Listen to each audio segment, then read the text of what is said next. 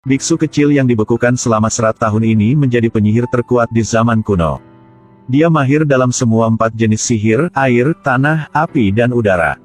Hanya mengangkat tangannya untuk memanggil gelombang setinggi langit. Mengalahkan musuh, itu karena dia bukan orang biasa. Tapi avatar yang diturunkan dari legenda. Bisa mahir 4 elemen sekaligus. Menjaga perdamaian dunia di bawah bimbingan Dewa Naga. Selain biksu kecil, ada 4 suku besar kuno di dunia. Memegang 4 jenis elemen air, tanah, api, udara, masing-masing. Tapi setelah 100 tahun, avatar menghilang secara misterius. Hari itu, 2 bersaudara dari suku air sedang berburu di lapangan es. Es tiba-tiba mulai retak. Bola es raksasa yang ada di bawah tiba-tiba muncul di depan mereka. Seperdari yang sangat berani pergi untuk menghancurkan bola es untuk melihat. Hasilnya adalah semburan udara yang kuat yang menghempaskannya puluhan meter. 1 detik kemudian, cahaya menyilaukan keluar dari bola es. Ketika kedua bersaudara itu tenang kembali, bola itu telah berubah menjadi lubang raksasa. Di dalamnya ada anak laki-laki dan binatang suci terbaring di sana. 2 orang membawa bocah yang sekarat itu kembali ke suku mereka. Setelah dirawat, bocah itu dihidupkan kembali. Dari bocah itu, mereka tahu bahwa ternyata ketika dia meninggalkan rumah, dia terkena badai, sehingga dia membeku di laut.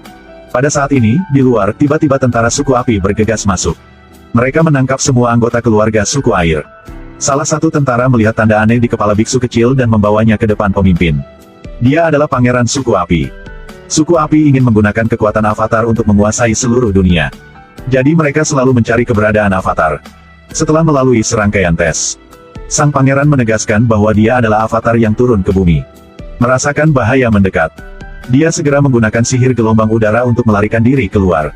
Setelah mengalahkan penjaga, dia mengendalikan layang-layang untuk terbang sampai berkumpul dengan 2 saudara suku air yang datang untuk membantukannya.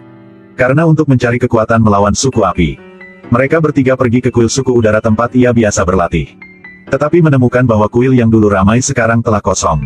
Dia pikir mereka mungkin berada di tempat suci untuk berdoa. Bersemangat berlari ke sana. Akibatnya, melihat sisa-sisa berserakan di mana-mana. Baru sekarang dia menyadari. Dalam 100 tahun dia dibekukan. Suku api mengejar dan membunuh semua saudaranya. Dalam keputusasaan, dia tiba-tiba melayang di udara. Setelah matanya menjadi putih cerah, dia jatuh ke dalam ilusi. Di sana, ada naga dewa yang menunggunya. Untungnya, adik perempuan dari suku air terus memanggilnya untuk membuatnya sadar kembali. Lalu dia mengatakan yang sebenarnya. Sebenarnya biksu kecil itu terjebak dalam es selama 100 tahun. Selama waktu itu, ambisi suku api berkembang dari hari ke hari. Jadi mereka terus-menerus berperang melawan 3 suku lainnya. Suku udara kehilangan avatarnya sehingga mereka dimusnahkan terlebih dahulu. Selanjutnya, suku bumi dikalahkan. Dipaksa menjadi budak. Dan suku air karena medan yang terpencil dan iklim yang keras. Jadi mereka masih aman untuk saat ini. Keesokan harinya, mereka bertiga pergi ke wilayah suku tanah. Di sini, mereka bertemu dengan seorang gadis yang sedang diburu oleh suku api. Saudari dari suku air yang baik hati segera turun tangan untuk membantu. Dia awalnya bermaksud menggunakan sihir untuk mengusir para prajurit. Tanpa diduga, dia secara tidak sengaja membekukan kakaknya. Tapi ini tidak mempengaruhi biksu kecil. Hanya melihatnya berdiri dengan postur siap. Pasir kuning di bawah kakinya langsung naik. Dia baru mengangkat tangannya ketika 2 prajurit suku api dibuang jauh. Menyadari bahwa tidak mudah untuk menghadapinya. Suku api bersiap untuk melampiaskan amarahnya pada suku tanah. Api yang berapi-api terbang lurus ke arah mereka. Tanpa diduga, pada saat ini dinding bumi tiba-tiba muncul dari tanah. Dan memblokir pukulan fatal ini. Jadi orang-orang dari suku tanah disiksa dan menderita. Sekarang kemunculan avatar telah membuat mereka melihat harapan kebangkitan suku tanah. Setelah memukul mundur tentara suku api, suku tanah untuk mengucapkan terima kasih mengeluarkan gulungan mistis. Saudara dari suku air membuka gulungan untuk melihat. Gulungan ini adalah sihir rahasia suku air yang telah lama hilang. Sekarang tanggung jawab menyelamatkan dunia telah jatuh di pundak biksu kecil itu. Tapi dia bilang dia hanya tahu sihir suku udara.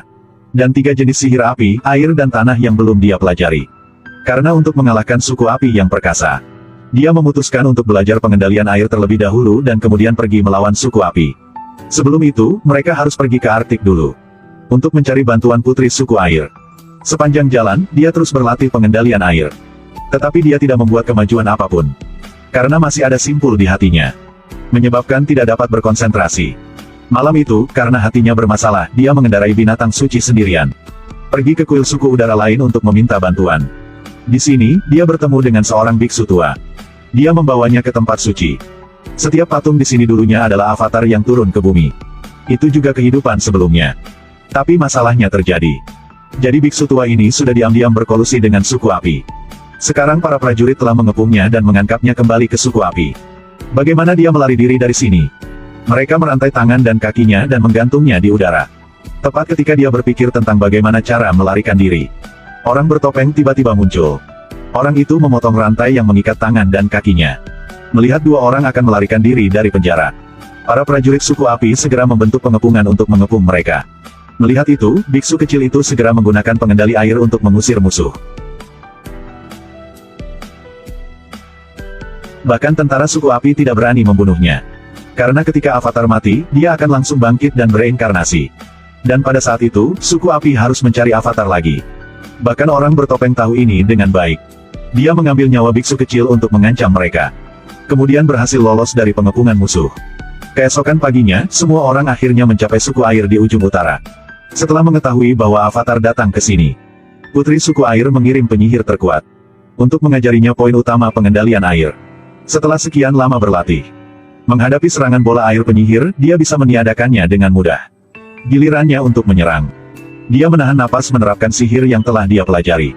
Tetesan air secara bertahap membeku di udara. Air seluruh suku air dimobilisasi untuk naik. Tapi dia masih tidak bisa melepaskan ikatan di hatinya. Menyebabkan ketidakmampuan untuk benar-benar menguasai pengendalian air. Tapi dia tidak patah semangat. Tapi dia rajin berlatih hari demi hari. Pada hari itu, abu yang tak terhitung jumlahnya jatuh dari langit. Pasukan suku api yang besar telah mengepung di keempat sisinya. Karena untuk segera menyadari kekuatan suci di tubuhnya, biksu kecil itu bermeditasi di tanah suci suku air.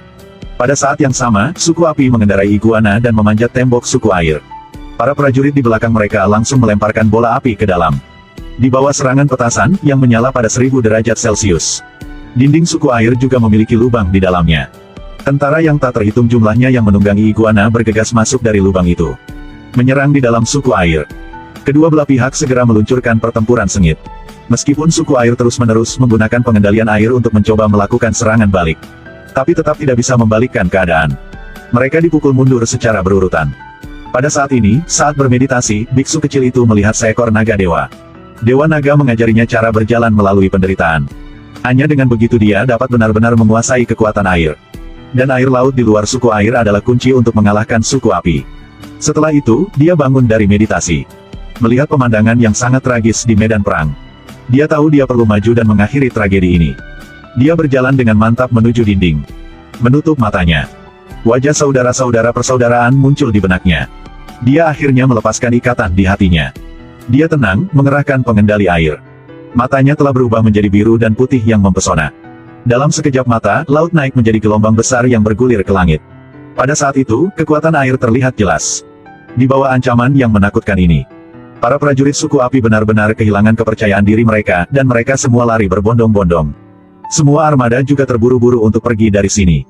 Bahaya telah berlalu. Akhirnya, atas permintaan orang-orang suku air, biksu kecil telah resmi menjadi avatar.